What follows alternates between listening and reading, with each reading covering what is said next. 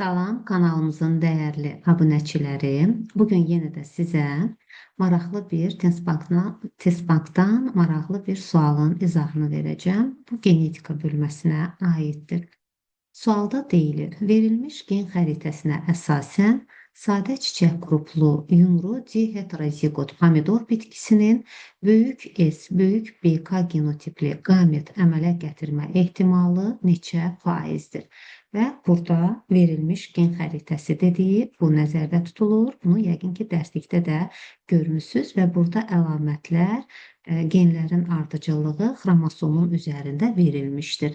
Sadə çiçək qrupu, böyük S və kiçik ümumiyyətlə S-lə işarə olunub sadə çiçək qrupu və ya mürəkkəb çiçək qrupu olması və meyvə forması da yumru və ya şiş uclu olması da BK ilə işarə olunmuşdur.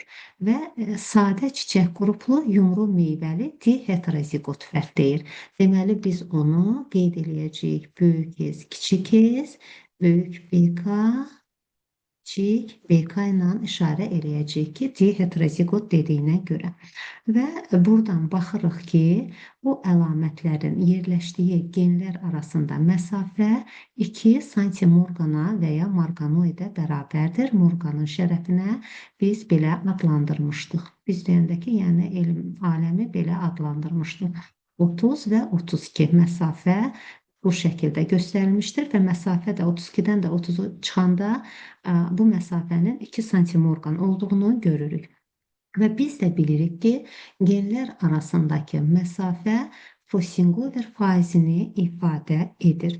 Deməli, 2% burada Krossingoverli qametlərin əmələ gəlmə ehtimalı vardır. Yerdə qalan 100%-dən 2% getdi, yerdə qalan 98% isə Krossingoversiz qametlərin yaranma ehtimalıdır. Burada da böyük S və böyük BK qametini deyir. Bu mənə 2/2 düsturu ilə kiçik S əvəzinə K yazmışam, üzr istəyirəm. Deməli, bu mənə 2/2 düsturu ilə 4 tip qamət verə bilər. Hansı qamətlərdir? Böyük S, böyük BK, kiçik S və kiçik BK. Bunlar Krossingoversiz qamətlərdir.